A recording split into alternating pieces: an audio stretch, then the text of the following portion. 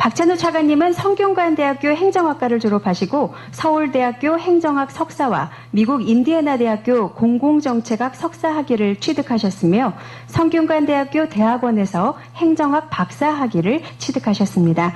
주요 경력으로는 제24회 행정고시에 합격, 대통령 비서실 행정관, 행정자치부 윤리복지정책관, 행정안전부 조직실장, 기획조정실장, 차관급인 소청심사위원장을 역임하시고 현재는 안전행정부 제1차관으로 계십니다. 오늘 귀한 시간을 내주신 박찬호 차관님을 뜨거운 박수로 환영해 주시기 바랍니다.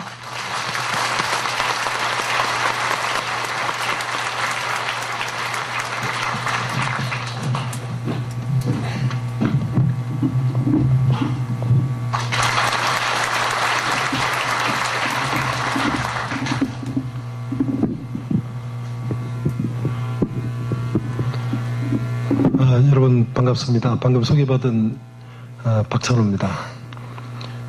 먼저 감사의 말씀을 드려야 될 것 같습니다. 우리 김정석 청장님, 정부에서 제일 먼저 정부 3.0에 대해서 관심을 가지시고 저를 이 자리에 불러주셨습니다.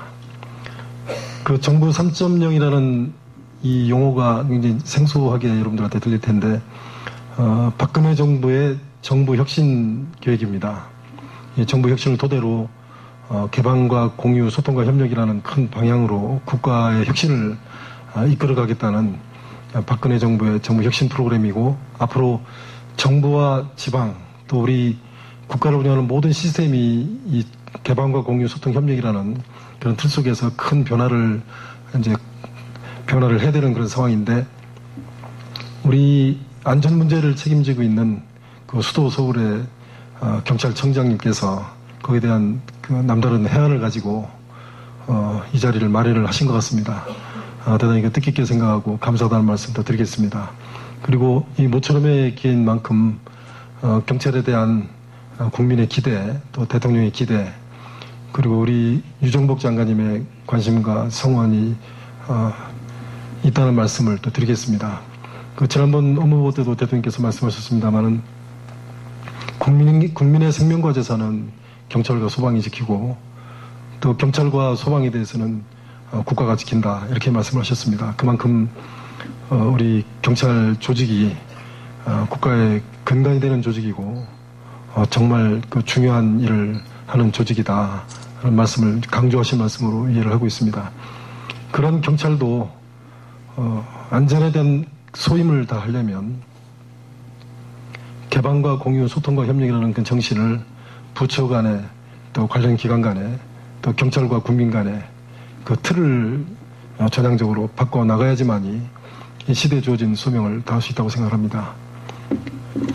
제가 자료를 우리 실무자들이 좀 준비를 해주셔가지고 제가 들고 왔는데 아마 이 자료대로 말씀드릴 시간이 없을 것 같습니다. 그래서 경우에 따라서는 자료와 관계없이 넘나들면서 말씀을 좀 드려야 될 것 같습니다. 원래는 이 3.0이 이 시대에, 이 시기에 왜 3.0이냐, 3.0의 어떤 배경을 말씀을 좀 드리고, 3.0과 국정운영, 그리고 3.0에 대해서 정부가 하려고 하는 일이 무엇인지에 대해서 간략히 소개를 드리는 순서로 그렇게 말씀을 드리려고 준비를 했습니다. 우선 등장 배경을 말씀을 드리면, 잘 아시다시피 저희가 이제 6.25 전쟁, 또 36년간의 이제 일제 그 강제 피탈을 저희가 당했습니다만은, 그 최빈국에서 세계 10위의 이제 경제 대국을 저희가 지난 세기 동안에 만들었고요. 또 민주화와 경제 성장을 동시에 달성한 그런 기적을 사실 만들었습니다. 그 주요 그 외국 기관들의 평가, 언론의 평가가 그 전쟁의 폐허 속에서 엄청난 그 성장을 이룬 대한민국은 정말 기적의 역사다. 그리고 그 기적을 이룬 국민들은 정말 위대한 국민이다. 그런 평가를 저희가 받았습니다. 뭐 잘 아시다시피 1조 불 이상의 수출을 하는 나라고요. 이 조그만 땅덩어리에서. 그리고 인구 5천만, 2만 불 이상, 그런 나라가 전 세계적으로 딱 7개 국가밖에 없습니다. 그 중에 하나가 우리 대한민국이고요. 또 지난 정부 때 일입니다만은 G20, G50 그 세계 유수의 정상들이 우리의 초청에 의해서 서울로 다 집결을 했습니다. 그 정도로 국제사회에서 이제 영향력을 행사하는 그런 중심 국가가 이제 우리가 됐고, 그 원조를 받던 아주 가난한 나라에서 이제 원조를 주는 이제 선진국으로 저희가 성장을 했습니다. 정말 자랑스럽게 생각하고, 우리 국민들의 피와 땀의 결과라고 생각합니다만, 또 그 과정에서 우리 공직자들이 기관차 역할을 한 거 사실이고요. 또 이 자리에 계신 분들도 거기에 상당 부분 많은 기여를 하셨다고 생각합니다. 그런데 문제는 압축 성장하는 그런 과정에서 많은 문제를 저희가 안고 있습니다. 성장의 과실을 전체 국민들이 공평하게 나누지 못하고 있습니다. 양극화가 심하고요. 또 결혼이 늦어지면서 저출산, 고령화 문제가 국가적인 문제가 지금 되고 있습니다. 노인들이 많아지고 사회적 약자가 많아지면서 그 복지에 대한 정부 부담이 굉장히 커지고 있고요. 그래서 이번 정부도 새로운 복지 프로그램을 위해서 150조를 지금 조달을 해야 되는 상황이고요. 그래서 아마 경찰청도 같은 일을 하셔야 될 것 같은데, 그 세출 구조 조정을 통해서 재원을 만들고, 또 그 뭡니까 지하 경제, 또 그 사이에 세금에 노출되지 않은 그런 부분들을 다 찾아서 새로운 재원을 좀 만들어야 되는 그런 상황이 있습니다. 그리고 또 한편으로는 우리 경제가 지금까지 우리가 해왔던 전략으로 계속 지속 성장 발전할 수 있을 것이냐, 그 부분에 대해서도 상당한 의구심을 표하고 있고, 잘 아시다시피 경제가 요즘 많이 어렵습니다. 리만 브로더스 이후에 세계 경제가 침체되면서 그 수출 주도형 경제가 어려움을 겪고 있는데, 최근에는 또 엔저, 또 중국의 부상 이런 것들 때문에 우리가 앞으로도 지금까지 해왔던 것처럼 잘 할 수 있을 것인지에 대해서 걱정이 많습니다. 그리고 국민들은 또 굉장히 많은 것들을 기대를 합니다. 민주화가 되면서 또 인터넷 이런 것들이 보급이 되면서 국민들의 요구가 각 분야에 있어서 과거와는 비교도 되지 않을 정도로 확장되고 있습니다. 근데 거기에 정부가, 각 기관들이 대응하는 것이 또 쉽지 않은 그런 상황이고요. 또 여기는 나와 있지 않습니다만 남북 간의 어떤 뭐 대립이라든지 연평도 천안함의 기억이 우리 뇌리에 생생합니다. 그런 어려운 사정을 딛고 우리가 또 통일 기반을 만들어야 되는 그런 상황이고요. 제가 이게 이제 통계인데, 이 양극화 문제는 우리나라 전체 그 GDP에 있어서 10대 재벌의 그 매출액이 차지하는 비중을 보면은 금방 알 수 있습니다. 전체 GDP의 76%가 10대 재벌이 만드는 겁니다. 그만큼 이제 중소기업이나 자영업자들, 뭐 일반 국민들은 저 경제 성장의 과실을 충분히 나누지 못한다는 그런 얘기고요. 그 소득 상위 1%의 소득 비중이 최근 약 15년 동안 거의 더블로 늘었습니다. 그래서 부익부 빈익빈 현상이 가속화되고 있다. 그리고 거기에 반비례해서 중산층은 IMF 직전하고 비교해 봤을 때 거의 한 12% 정도 통계적으로 좀 떨어져 있는 걸 볼 수 있습니다. 저런 것들이 사회적으로 이제 갈등을 만들고 불안을 만들고 있습니다. 이 저출산 문제도 뭐 잘 아시는 겁니다만은 우리가 세계 최고의 저출산율을 자랑하고 있습니다. OECD 국가 중에서도 가장 낮고요. 지금 보시면은 미국이나 프랑스, 영국 이런 선진국들의 그 출산율이 거의 2 전후죠. 보통 합계 출산율이 2.2가 유지가 돼야 인구가 유지가 되는데, 저희는 부부가 결혼해서 평생 1.2명을 낳습니다. 저 추세로 가면은 인구가 감소하는 건 물론이거니와 생산 인구 감소로 경제 쇠퇴가 불가피합니다. 경제가 쇠퇴하면 생산이 줄어들게 되면은 세금을 거둘 수가 없게 되고요. 국가 재정이 취약해지면서 노인들을 부양할 여력이 없게 됩니다. 그 연금이라든지 이런 복지 재정이 심각한 이제 위기에 봉착하게 되고, 그거를 선거를 우리가 5년마다 한 번씩 합니다만은 이제 정치인들이 막 약속하는 과정에서 이제 국채 발행을 한다든지 이렇게 빚을 져가지고 이제 충당을 하게 되면 제2의 그리스골이 나게 되는 겁니다. 그래서 이런 문제를 우리가 앞으로 어떻게 극복할 거냐 하는 것이 이제 심각한 문제고요.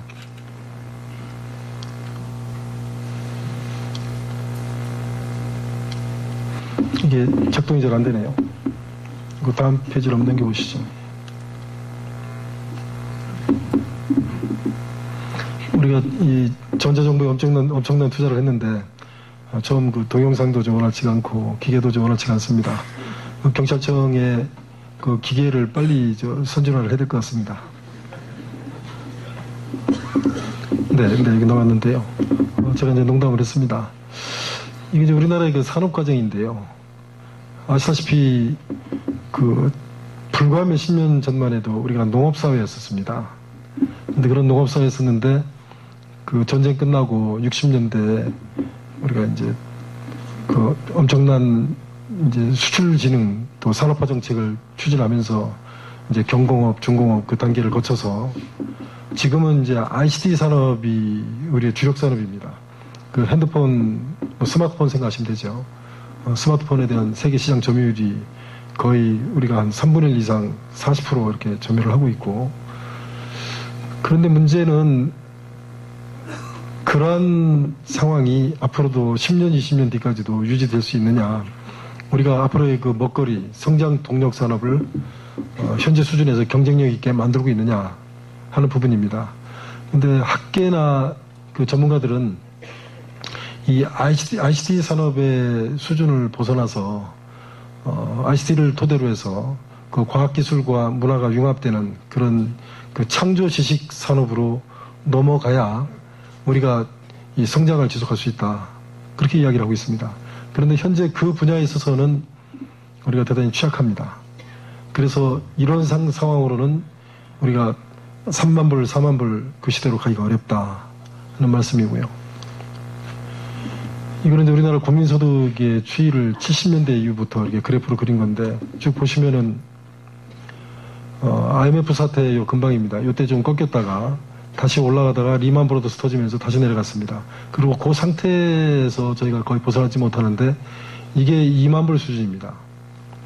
우리가 새로운 성장 동력을 만들지 못하면 2만 불의 이 트랩을 벗어나기가 어렵고요. 거기에 그 인구 구조가 저출산 고령화 구조가 가속화되면서 생산 인구가 줄어드는 단계에 지금 와 있기 때문에 앞으로 5년 내에 전기를 만들지 않으면 경제적인 입장, 경제 분야에 있어서의 미래는 사실상 어둡다라는 것이 주요 국제기관들의 예측입니다. 이거는 그 우리가 G20, G50 이렇게 행사를 하면서 국제적으로 대한민국의 국력을 자랑할 때인데 그 당시에 월스트리트 저널에 그 기고된 사설입니다. 거기에 뭐라고 썼냐면은 한국이 엄청난 그 부를 창출해서 세상에서 가장 부유한 20개국을 초청을 해서 엄청난 행사를 하는데 그럼에도 불구하고 한국은 불편한 진실에 직면하게 된다. G20을 유치할 만한 엄청난 성공을 거뒀는데 이제 그런 성공 전략이 유효한 수명을 다하게 됐다. 이 부분 그렇게 돼 있죠. 유효한 수명을 다하게 됐다. 그리고 새로운 전략을 대체하는 것이 현실적으로 쉽지 않다. 그래서 앞으로 이 한국이 지속적으로 성장을 하려면 농업경제에서 산업경제로 전환했듯이 아주 그 근본적이고 힘든 변화를 새롭게 만들어야 된다. Fundamental and Difficult Change라고 돼 있죠. 이거를 해야 된다는 겁니다.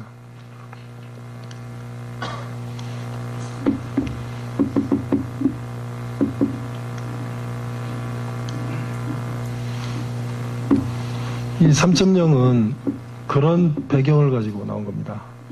우리가 이 국가 발전을 지속적으로 추동할 수 있느냐, 그리고 국가 발전이 양극화라든지 이런 문제를 극복하고 국가 발전의 과실이 성과가 국민의 행복으로 연결될 수 있도록 사회체제를 바꿀 수 있느냐, 그리고 우리가 그 중공업과 ICT 산업을 가지고 지금 먹고 살고 있는데 앞으로 20년, 30년 그 미래를 선진국으로 이끌 수 있는 그런 성장 동력, 산업, 지식 창조 사회로 우리가 전환할 수 있느냐, 그런 것들입니다. 그리고 그런 것들을 추동하기 위해서 정부의 운영 방식이 어떻게 바뀌어야 되나. 바로 이제 그런 고민에서 이 정부 3.0이 나온 겁니다. 그래서 정부 3.0은 개방, 공유, 소통, 협력을 기반으로 국민의 행복을 추구하는 국민 현장 협업 중심의 정부 3.0 이렇게 저희가 표현을 요약을 해서 했습니다만은 이 부분을 제가 쭉 풀어서 제 말씀을 드릴까 합니다.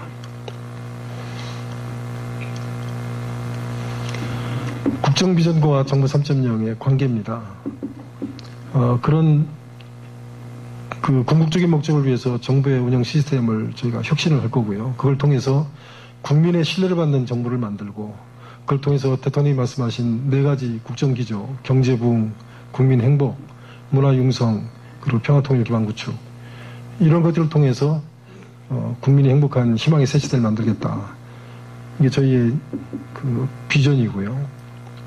그래서 정부 3.0이라는 거는 이 부분은 이제 대통령의 워딩입니다만은 공공정보를 정부 기관이 보유하고 있는 공공정보를 적극적으로 정부 내에서 또 국민에게 공개하고 공유하고 또 소통 협력을 함으로써 국정의 추진 동력을 확보하고요. 또 국민들한테는 맞춤형 서비스를 제공하고 또 이 공공정보를 통해서 새롭게 일자리를 만들고 창조 경제를 창출하는 새로운 정부 혁신 패러다임이다. 새로운 정부 운영 패러다임이다. 그렇게 말씀드릴 수 있겠습니다.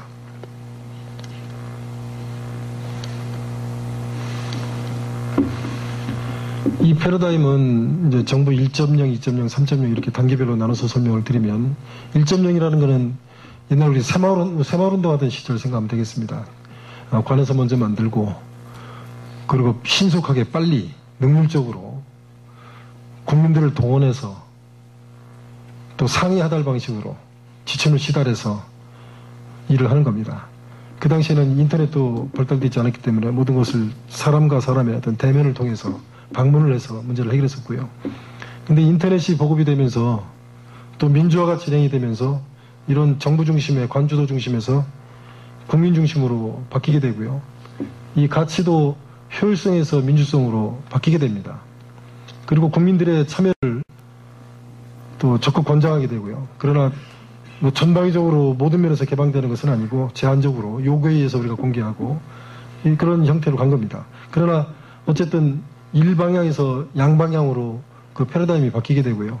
그리고 인터넷을 굉장히 활용을 해서 이제 서비스를 하는 그런 시대가 왔습니다.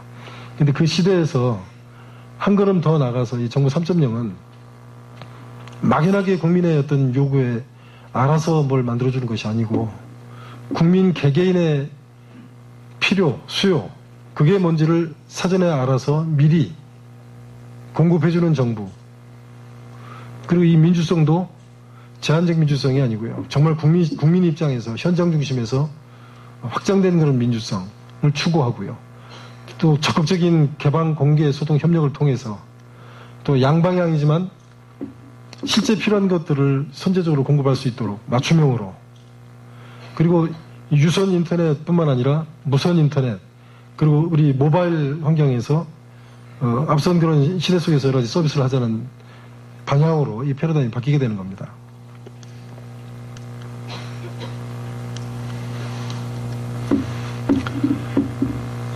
아시다시피 이 박근혜 정부가 이제 그런 목표를 가지고 국정과제를 140개 국정과제를 선정을 해서 국민들에게 발표를 했습니다. 그리고 기관 간의 협업이 잘 안 되는 과제를 146개를 뽑아가지고 140개 국정과제와 146개 그 협업과제를 이번 정부 동안에 추진하겠다 이렇게 국민들에게 발표를 했습니다. 저희는 이 정보를 관계기관 간에 가지고 있는 정보를 우선 기관 간의 그 시스템 연계 통합을 통해서 정보를 공유를 시킬 겁니다. 그래서 기관 간의 벽을 없애고요. 그걸 통해서 이 국정과제와 협업과제에 대한 추진 동력을 확보를 할 그럴 계획으로 있습니다. 근데 그러기 위해서는 각 기관들이 가지고 있는 정보를 개방하고 공유할 수 있도록 저희가 내놓는 것이 필요합니다. 바로 이제 이 부분인데요. 각 기관들이 가지고 있는 정보는 저희가 조사를 해보니까 시스템이 정부가 보유하고 있는 시스템이 약 17,000개 정도 되고요. 가지고 있는 그 DB 서버가 한 4만 2천 개 정도가 됩니다. 그리고 그 속에 담겨 있는 정보는 그보다도 훨씬 많습니다. 그 많은 정보를 그 사이에는 선별적으로 요구에 의해서 공개했지만은 앞으로는 있는 그대로 전 과정에 대해서 그 디폴트 값이 공개하는 겁니다. 그렇게 이제 바뀌게 되고요.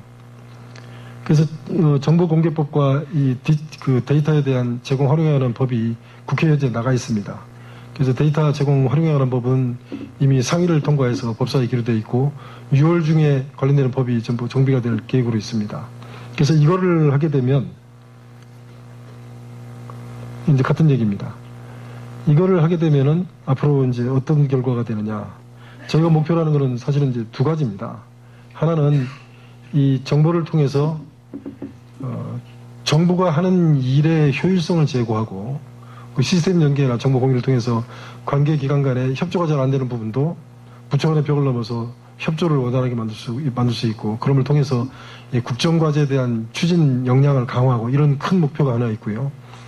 또 기관 간의 정보를 공유함으로 인해서 국민들에게 그 서비스를 맞춤형으로 제공하겠다라는 목표를 제가 가지고 있습니다.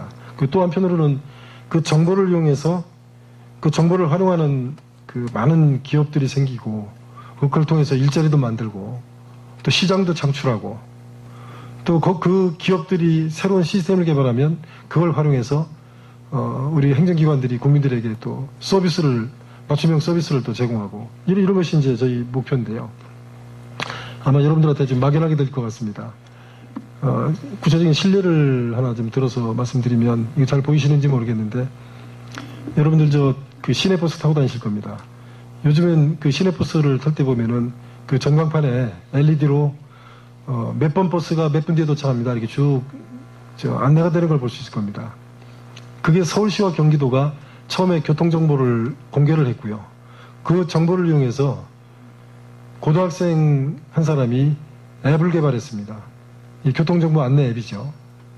거기서 시작이 돼가지고 이렇게 이제 버스를 탈 때 내가 타야 되는 버스가 몇 분 뒤에 오는지에 대한 안내를 받는 서비스를 우리 시민들이 받게 된 거고요. 그리고 그 서비스를 하기 위해서 시스템을 개발하고 LED를 만들고 일자리를 만들고 그렇게 이제 산업을 만든 겁니다.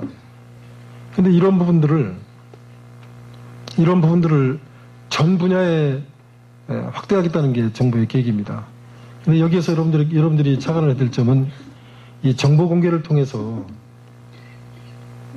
국민 개개인의 맞춤형 서비스라고 제가 말씀을 드렸는데요. 만약에 제가 여기서 응암동을 가야 되는데 205번 버스를 타야 되겠다. 과거 같으면 205번 버스가 몇 분 뒤에 오는지 몰라요. 막연하게 기다리는 겁니다. 근데 지금은 내가 타야 되는 205번이 3분 뒤에 온다는 것을 지금 알게 됐습니다. 그리고 이 스마트폰으로 앱을 다운로드 받으시면은 스마트폰 통해서도 확인을 하고 사무실에서 나올 수 있어요. 내가 타야 되는 광역버스가 몇 분 뒤에 도착하는지 확인하고 사무실에서 시간 맞춰서 나옵니다. 그 루트 타임을 굉장히 절감할 수 있겠죠. 이제 그런 식으로 각 기관들이 관련되는 정보를 내놓고 그거 내놓게 되면 1차적으로는 그 정보를 행정기관들이 사용을 합니다.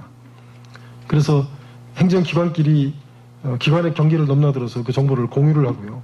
정보를 공유하게 되면은 쓸데없이 왔다 갔다 할 필요 없습니다. 그 정보를 확인하기 위해서 그 기관을 방문해야 되는데 지금은 사무실에 앉아서 시스템으로 정보를 공유하니까 출장을 다녀야 되는 그런 오프라인상의 수요가 이제 줄어들게 되는 거고요. 피차 간에 정보를 공유하니까 서로 몰라서 싸울 일이 없습니다. 이해 갈등의 소지를 사전에 굉장히 줄이게 되는 거죠. 그런 식으로 이제 벽을 이 정보 공유를 통해서 시스템 연계 통합을 통해서 저희가 낮추겠다는 생각을 하는 것이고요. 그리고 그걸 통해서 국민들한테 제공하는 여러 가지 서비스를 개발해서 국민들을 정말 편하게 만들어 드리겠다. 그리고 그런 서비스를 창출하기 위한 시스템을 개발하고 또 시스템을 개발하기 위해서 기업을 만들고 창업을 하고 그 과정에서 일자리도 만들고 GNP도 창출하고 그렇게 하겠다는 겁니다. 국정의 전 분야에 걸쳐서 정부가 보유하고 있는 이 4만 6천 개의 이 서버, 이 데이터 서버, 그리고 그 속에 담겨 있는 수억 건의 정보를 행정기관 간에 공유하고 국민들한테 내놓음으로 인해서 기존에 해왔던 정부 운영 시스템이나 방식이 혁명적으로 바뀌는 상황을 저희가 목표로 하고 있는 겁니다. 이게 이제 예입니다. 이거는 이제 기상정보인데요. 이 기상정보를 이용해서, 지금도 여러분들 어디 뭐 산에 간다든지 야외 활동을 할 때 그 지역에 여기 뭐 비가 오는지 그 날씨가 어떤지 이런 것들을 미리 앱을 통해서도 확인하시죠. 기상청 들어가서도 확인하고 앱을 통해서도 확인할 수 있습니다. 근데 그런 것들을 지금 상업화를 하고 있습니다. 이거와 관계된 회사들이 이미 생겨서 연간 좀 몇백억의 매출을 올리고 있습니다. 근데 이 기상정보가 현재 제공하는 정보는 기상정보 중에서도 극히 일부입니다. 그래서 이 기상정보와 관계된 것들을 시스템을 전부 연계 통합하고 그 속에 담겨있는 정보를 기관 간에도 공유하면서 한편으로는 국민들한테 다 내놓는 겁니다. 국민들이 쉽게 찾아보고 활용할 수 있도록 그런 형태로 다 내놓게 되고요.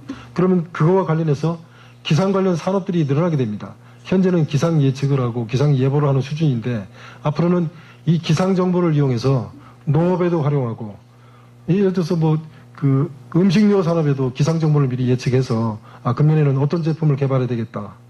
예를 들면 그런 거예요.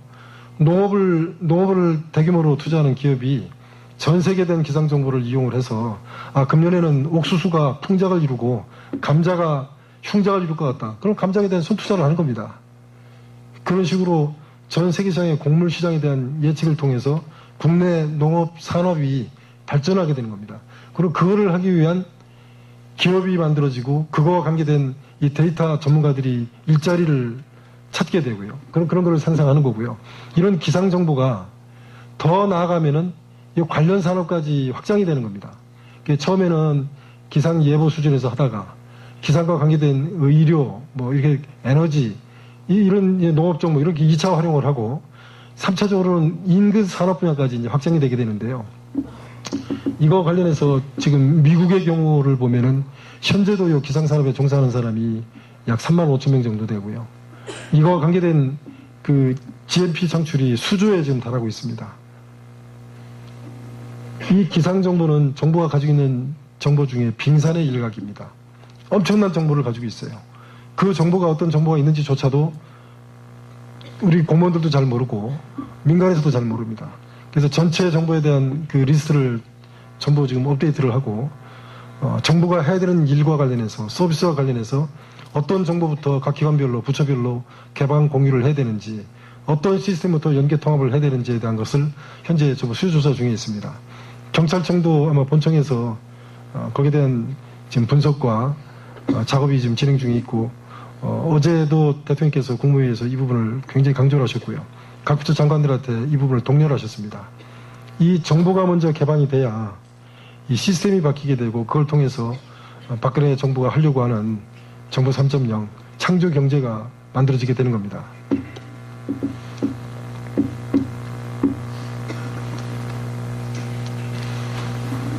한 페이지만 더 넘겨주십시오.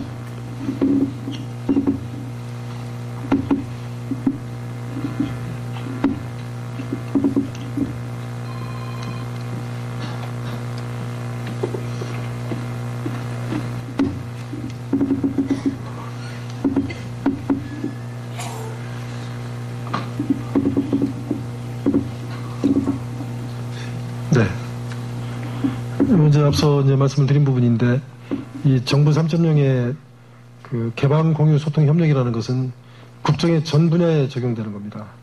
그래서 우선 부처 간에 또 중앙과 지방 간에 그리고 우리 정부와 민간 간에 그리고 기관 내에서의 부서 간에 칸막이를 없애고 개방 공유 소통 협력을 할 수 있도록 국정의 전 운영 시스템을 혁신을 해서 우리 나라도 작지 않습니까? 이 조그만 나라가 칸막이가 엄청나게 많습니다. 우리 그 서울경찰청 내에서도 경찰청 내 부서 간에 칸막이 아마 있을 겁니다. 또 경찰청과 보청 간에도 칸막이 있을 거고요. 경찰청과 부처 간에 칸막이 있을 겁니다. 그리고 경찰청과 시군구 자치단체 간에도 칸막이가 있습니다. 그리고 경찰청과 일선 경찰서, 지구대와 국민 간에도 보이지 않는 칸막이가 있습니다. 그 칸막이를 좀 걷어내자는 겁니다. 칸막이를 걷어낼 수 있도록 제도, 관행, 시스템 전체를 혁신을 하겠다. 그런데 그 시작점을 정보의 공유, 개방 공유를 통해서 시작하겠다. 그리고 국정의 나머지 운영 시스템, 조직, 인사, 예산, 평가 모든 운영 시스템을 그거를 뒷받침할 수 있도록 대대적으로 혁신하겠다라는 생각을 가지고 있습니다. 그래서 현재 140개 국정과제와 146개 협업과제에 대해서는 전면적인 조직 진단을 합니다. 그래서 특히 그 부처 간에 문제가 있는 부분에 대해서는 조직 진단을 하고 구조적인 문제를 발굴해서 개선 방안을 내고 또 그런 부처끼리는 우선적으로 시스템을 전부 연계 통합을 시키고 정보를 공유시키고 그 필요하면은 관련 부처 간에 국장급, 과장급 또 그 공무원들을 인사교류를 좀 할 겁니다. 대대적으로. 조만간 인사교류 계획도 이제 발표가 이제 될 예정으로 있습니다만은 근데 그런 것들을 하는 이유는 정부가 지향하는 그런 과업을 완수하기 위해서 하는 겁니다. 일을 하기 위해서 하는 겁니다. 대통령께서 회의할 때마다 말씀하시는 게 이 ODA, 유아교육과 보육통합, 마을공동체 발전사업 뭐 이런 것들 예를 드십니다. 이 ODA 사업은 외교부하고 기재부, 총리실 이렇게 여러 부처가 서로 그 관여가 되어 있습니다. 근데 하다 보면은 부처의 입장에서 잘 조율이 안 됩니다. 실제는 국익이라는 관점에서 또 해당 국가의 사정을 고려해서 최선의 사업에다가 가지고 있는 우리 ODA 자금을 선택적으로 지원하면 되는 겁니다. 근데 부처의 입장이 달라서 이 막대한 ODA 자금이 비효율적으로 집행이 되고 있습니다. 이런 부분들이 대표적인 사업이죠. 유아원과 이 보육원도 유아교육원은 교육부가 하고요. 보육원은 복지부가 합니다. 전국적으로 이 수십만 개의 기관이 있습니다. 공적기관과 이제 사적인 그런 기관들이 있는데 이런 기관들도 기준도 다르고 정보도 다르고 교육 프로그램도 다르고 다 틀립니다. 여기 아이들 어린 사람들도 아마 있을 텐데 그 유치원이나 유아원, 보육원 관련해서 아마 머리가 좀 아프실 겁니다. 이런 부분들, 국민이 불편한 내용들을 이 정부 3.0이라는 개념을 도입해서 만약에 구조적으로 문제면은 조직 진단을 해서 이 교육부와 복지부 간의 기능을 조정을 해서 하드웨어를 고치고요. 또 기관 간의 정보 개방 공유를 통해서 막힌 칸막이를 없애고 필요하면은 관련되는 공무원들도 섞고 일선에서 자치단체 수준까지도 이 시스템을 좀 혁신을 할 겁니다. 이 마을공동체 사업도 한 10개 부처가 사업을 해요. 비슷비슷한 사업을 농촌에서 사업을 합니다. 국민의 시각에서 보면은 동일한 사업인데 부처 간의 이해관계 때문에 기획재정부 예산 당국이 저 사업을 조정을 못합니다. 국회가도 관련되는 법을 조정을 못합니다. 이 부분을 정부 3.0이라는 정부 혁신 토론을 통해서 대대적으로 혁신을 할 겁니다. 효율화하겠다는 겁니다. 예를 들면 그렇습니다.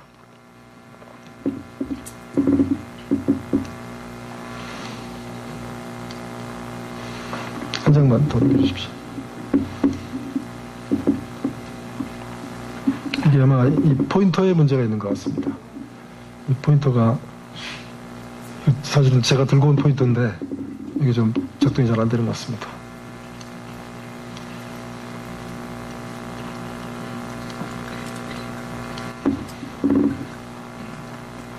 그냥 이렇게 할까요? 한 장 한 장 넘기는 걸로.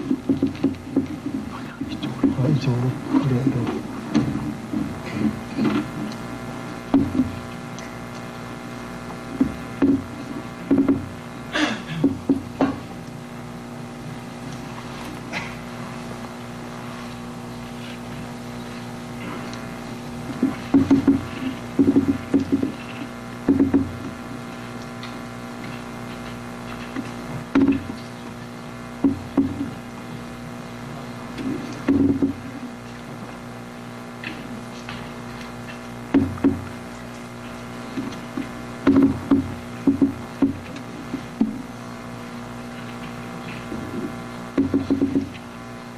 네, 넘어갔네요. 여기 이제 국민에 대한 서비스인데요. 우리가 이제 그 국민 행복 시대라고 이제 말씀을 드렸지 않습니까? 우리 저 경제 성장의 과실을 모든 국민들이 공평하게 나누고 이렇게 거시적인 그런 정책도 있고요. 정부가 전자정보에 엄청난 투자를 했습니다. 그러면은 투자한 예산 대비해서 성과가 나와야 되고요. 이제 이거를 서비스 형태로 국민들에게 맞춤형으로 제공하겠다는 겁니다. 그 사람들이 저희가 이제 생애 주기별 또 국민의 어떤 수혜자 유형별로 이 시스템 체계를 구축해서 그 사람들한테 필요한 그 맞춤형 서비스를 하겠다는 겁니다. 전자정부 기반을 이용해서. 이 사람이 태어나면은 이제 출생신고를 하는데요. 그 출생과 관련된 민원이 72종인가 있습니다. 근데 72종, 또 사람이 죽으면은 사망신고를 하는데 그거와 관련된 민원이 제가 지난번에 저희 어머니 돌아가셔서 해보니까 한 22종 정도가 있는데요. 그거를 하기 위해서 제가 관청을 한 5번 정도 방문을 했고요. 뭐 금융기관까지 포함해서요. 굉장히 많은 그 시간과 발품을 팔았습니다. 이 전자정부 세계 1위 국가인데 아직도 불편하기 짝이 없습니다. 이거를 그 관계기관 간의 정보를 공유를 시키고 시스템을 연계하고 또 권한을 자치단체에 예를 들면 주민센터에 권한을 전부 주고 또 혹시 그 정보를 공유하는데 장애가 되는 규제가 있으면은 규제도 개선하고 제도를 개선해가지고 하나로 모아주겠다는 얘기입니다. 그래서 출생신고를 할 때 그 사람이 예를 들어서 출생과 관계된 민원을 한 5가지를 해야 되면 출생신고하면서 동시에 관련되는 민원을 한꺼번에 처리할 수 있도록 해주자는 겁니다. 사망신고를 할 때 일일이 금융기관 쫓아다니면서 통장 정리하고 관계되는 거 정리해야 될 게 굉장히 많습니다. 명의 변경해야 되는 것도 많고요. 그런 것들을 국민의 입장에서 현장 입장에서 공무원들끼리 부서끼리 개방 공유를 통해서 또 협력을 통해서 다 해주자는 얘기입니다. 이게 대한민국 전자정부의 서비스 수준을 개념상으로 완전히 혁명적으로 바꾸는 겁니다. 여러분들 저 운전면허증 가지고 계시잖아요. 여권도 가지고 계시죠. 이게 언제 갱신해야 되는지 이제 경찰청하고 좀 관계되는 일인데요. 그거 못해서 과태료 물어본 적도 있습니다. 공무원인 저도 그런 적 있어요. 옛날에 사무관 때. 그거 국민들이 미리 알아서 관계된 정보를 생활 불편 정보를 생활 관련 정보를 알려주는 겁니다. 쉽게 해서 관청에 가면은 그냥 관청에 주민등록번호를 하나 때려갔는데 지금은 다 인터넷으로 됩니다만은 가서 인터넷 접속을 하면은 당신 그 과태료가 나왔고 과태료 언제까지 내야 되고 운전면허증은 언제까지 갱신해야 되고 이런 그 관련되는 생활 정보를 정부가 선제적으로 알려주겠다는 거예요. 본인이 물어보지 않아도. 굉장히 진짜 친절한 정보죠. 그렇게 이제 가겠다는 얘기고요. 그런 개념을 기업에도 적용해야 되는 겁니다. 그래서 창업을 하고 공장을 만들고 제품을 팔고 기술을 도입하고 전문 인력을 또 양성하고 자금을 끌어들이고 기업 활동하다 보면은 굉장히 다양한 그 민원 업무를 처리해야 되는데 그런 거를 이 정보의 개방 공유 소통 협력을 통해서 조금 전에 제가 개인한테 이런 서비스를 하겠다고 말씀드렸는데 그런 맞춤형으로 주겠다는 겁니다. 그게 정부 3.0입니다. 예를 든 건데요. 이 노인분이 기초생활수급자신데요. 이걸 하기 위해서 여러 기관들, 통신사도 가셔야 되고 이게 뭐 굉장히 많은 기관들을 가야 됩니다. 이 기초생활수급자는 정부 각 기관으로부터 여러 가지 지원을 받는데 그 지원을 해주는 기관들이 전부 따로따로 돼 있어요. 그래서 이 사람이 이걸 받으려면은 일일이 가서 전화를 하든지 찾아가든지 연결을 시켜야 돼요. 이거 이렇게 안 하겠다는 겁니다. 지금 이제 한 군데만 가면 기관끼리 알아서 여기하고 정보 공유를 해서 쉽게 할 수 있도록 바꿔주겠다는 거고요.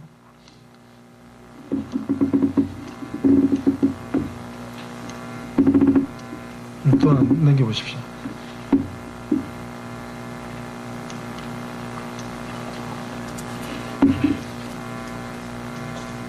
네. 기업 유형별로도 이게 마찬가지입니다. 굉장히 많은 기관들이 기업과 관련한 일을 하고요. 그래서 이 중소기업은 이런 기관들 일일이 다 상대해야 됩니다. 이거 그동안에는 당연하게 생각했잖아요. 근데 앞으로는 이게 당연한 게 아니고 그 기업은 한 군데만 가면 된다. 규제를 완화하고 권한을 거기다 주고 시스템을 전부 연계 통합하고 정보를 공유시키면 불필요하게 기업들이 길거리에서 시간 보내면서 발품 팔 필요 없다 이겁니다. 이거 일시에는 못할 겁니다.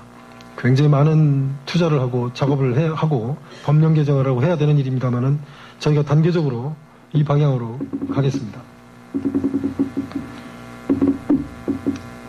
이게 세금 내는 얘기인데요. 국세 세무서 가서 내고요. 지방세는 구청에 가서 내시고 과태료 경찰서 가서 또 해야 되잖아요.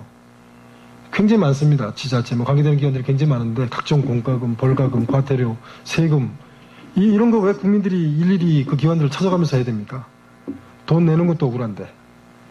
그래서 이런 것들도 그 시스템 연계 통합을 통해서, 정보 공유를 통해서 모아주겠다는 겁니다. 관련되는 정보도 미리 친절하게 알려주고, 국민들이 쉽게 이런 일을 할 수 있도록 저희가 도와주겠다는 거고요. 네. 이제 창구를 이런 식으로 이제 일어나게 되는 겁니다. 이게 이제 자치단체의 예를 든 건데, 인허가 하나 받기 위해서 관계되는 기관들을 여러 군데 가야 되죠. 근데 이것도 창구를 하나 허가민원과 이런 형태로 일어나고, 부서 간의 칸막이 다 없애버리고, 다 연결하면은, 그 자치단체 갔을 때, 그 민원실 한 군데만 가면 되는 거예요. 그러면 나머지 문제는, 그 공무원끼리 조금 정보 공유하고 시스템 연계하고 바쁘면 되는 일을 지금은 국민들한테 왔다 갔다 하게 만들지 않습니까? 그 개념을 바꾸는 겁니다.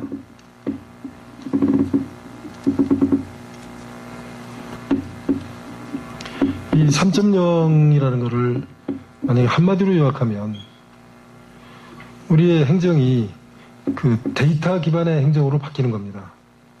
정부가 보유하고 있는 그 모든 정보, 또 여러 기관들이 나눠 가지고 있는 정보를 칸막이를 없애고 전부 공유를 하고요. 또 정부가 가지고 있는 정보는 아니지만 일반 국민들의 여론을 쉽게 SNS라든지 이렇게 막 흘러다니는 정보들이 굉장히 많잖아요. 이제 그런 정보를 쉽게 모아서 그런 빅데이터를 수집하고 분석하고 또 그걸 통해서 의사결정을 하고 그런 걸 할 수 있는 그런 그 데이터 기반의 시스템을 정부가 구축을 합니다.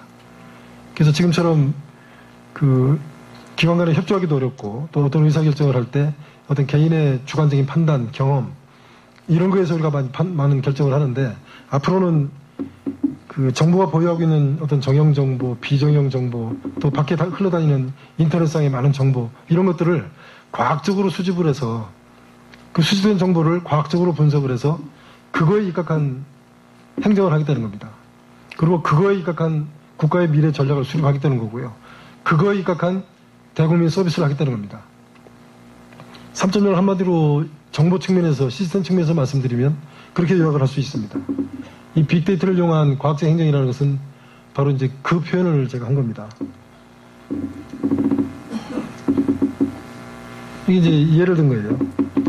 이게 이제 자동차 관리, 자동차 안전, 이것도 우리 경찰청 일이잖아요. 그죠? 우리 우리 국토부하고 우리 경찰청이 해야 되는 일인데 이거와 관련되는 정보들이 엄청나게 많습니다. 이 동그라미로 되어 있는 것들이 전부 기관들이 가지고 있는 그런 정보들이에요. 여러 기관들이 나눠 가지고 있는 정보입니다. 어떤 사고와 관계된 것도 있을 수 있고 통계도 있을 수 있고 굉장히 도로 교통에 대한 정보도 있을 수 있고 굉장히 많은데 이런 정보를 만약에 여러분들이 어떤 의사결정을 하는데 개인의 어떤 역량에 입각해서 저걸 하라고 그러면 다 뒤로 자빠질 거예요. 인간의 한계를 벗어나는 겁니다. 근데 저렇게 많은 정보들을 시스템적으로 모아서 분석하는 그런 공통 기반을 구축하고 그런 시스템을 각 기관들이 아주 쉽게 이용할 수 있도록 여러분들 스마트폰 쉽게 이용하잖아요. 그렇게 쉽게 이용할 수 있도록 효율적인 업무 체계를 구축하는 겁니다. 이게 그 얼마 전에 그 우면산 그 붕괴 사고 기억나시는지 모르겠습니다. 그것 때문에 강남 일대에 우면산이 붕괴하면서 사람도 죽고 집도 부서지고 그 강남 사거리가 양재동 이런 데 전부 물이 찼었지 않습니까? 그때 그 저희가 대통령한테 이 부분만 별도로 그 BPRSP를 해서 이런 시스템을 구축하겠다라고 저희가 이제 보고를 했는데 기본적으로는 정부가 가지고 있는 여러 가지 그 시스템을 바탕에다 깔고요. GPS라든지 이런 거 다 깔고 또 그 지역의 역대 침수 지역이라든지 이런 그림들도 거기다 얹고 또 여러 기관들이 보유하고 있는 기상 정보라든지 재해 정보라든지 생활 정보라든지 교통 정보라든지 이런 것들 다 얹어서 그리고 그 지역에 왔다 갔다 하는 사람들이 그 우리 트위터나 SNS 통해서 계속 올리잖아요.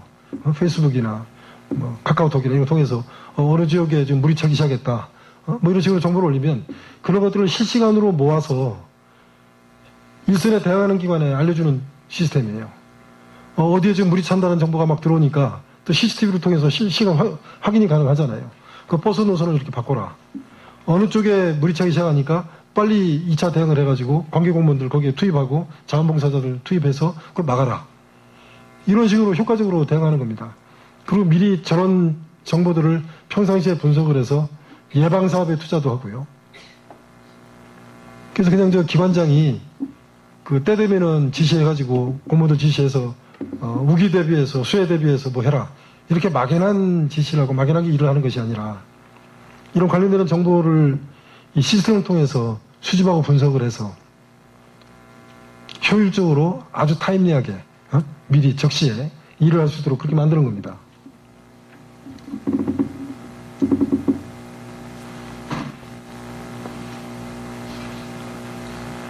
이게 잘 안 넘어가서 보여드리기가 좀 어려운데 경찰청과 관계된 그런 일도 있어요. 우리 저 범죄 정보 같은 거 이제 지도로 만들겠다고 돼 있지 않습니까? 그 지도 속에 굉장히 많은 정보가 이제 들어간다고 그랬잖아요. 근데 그 정보가 거기에 들어가려면 실제는 그 정보를 기관 간에 공유를 하고 시스템을 연계하고 그게 실시간 업데이트되고 그렇지만 결과적으로 서비스되는 거는 그걸 이용하는 공무원이나 국민들은 굉장히 알아보기 쉽게 정말 한 국민학생 수준에서도 이해할 수 있는 수준으로 우리가 또 표현을 해야 되고 뭐 그런 것들도 이런 빅데이터를 통해서 저희가 구축을 하고요. 그래서 이거는 이제 저희가 그 빅데이터를 이용한 시스템인데 이게 2011년도에 대통령께 보고를 하고 이 빅데이터에 대한 마스터 플랜을 저희가 만들었는데 그 계획입니다. 그래서 현재는 16개 아주 시급한 시스템을 저희가 구축을 하고 이렇게 단계적으로 확대해서 이번 정부 내에 제가 이렇게 말씀드린 그런 시스템을 국정의 주요 분야에 구현하겠다. 이제 그런 목표를 저희가 가지고 추진을 합니다.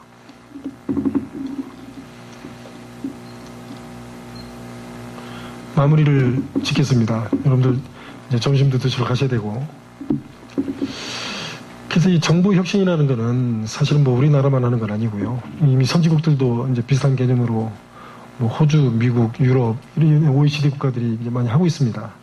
이게 어떤 면에서 보면은 그 선진 제국들이 추구하는 방향이고 이게 시대 정신이라고 볼 수 있습니다.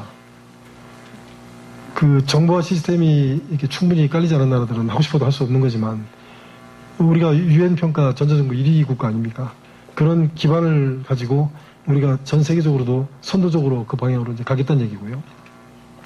그런 개념을 아까 말씀드렸다시피 그 부처 간에 또 중앙과 지방 간에 또 정부와 행정기관과 국민 간에 그리고 모든 기관의 부서 간에 구현을 하겠다는 거고요. 그리고 그거를 뒷받침할 수 있도록 조직 인사, 예산, 평가 이런 그 모든 그 정부 운영에 대한 기반 시스템을 혁신을 하겠다는 거고요. 그리고 그런 개념을 국정과제 추진체계에 적용을 해서 국정의 전 방향에 국정의 전 분야에 확산시켜서 뿌리를 내리도록 만들겠다. 그게 저희 목표입니다. 그래서 정부 3.0은 다시 요약해서 말씀드리면 공공기관이 가지고 있는 정보를 개방, 공유, 소통, 협력을 해서 또 부처 간의 칸막이를 낮춰서 정부가 해야 되는 모든 일에 정보 공유와 시스템 연계 통합을 통해서 국정 추진 역량을 강화하고 또 국민들, 기업들한테는 맞춤형 서비스를 제공하고 또 그 정보를 이용해서 새롭게 일자리를 창출하고 새롭게 창조 경제를 만들고 그리고 국정의 전 분야를 데이터를 기반으로 한 과학적인 업무 체계를 구축하고 이게 정부 3.0입니다. 서울경찰청이 경찰청 조직 중에서도 제1번으로 그리고 정부 부처 중에서도 제1번으로 이 강의를 요청을 하셨어요. 그만큼 이 큰 방향의 큰 조류에 안테나를 맞추겠다는 뜻으로 저는 이해를 합니다. 경찰청이 이 3.0의 그런 선도기관으로서 이 안전과 관계된 국민의 생명과 재산을 보호하는 그런 기관으로서 국민들한테 정말 국민 중심의 현장 중심의 그런 맞춤형 서비스를 할 수 있는 기관으로 거듭날 수 있기를 진심으로 바라마지 않습니다. 여러분 감사합니다. 네, 정부 3.0에 대해 알기 쉽게 특강해주신 박찬호 차관님께 다시 한번 뜨거운 박수 부탁드립니다.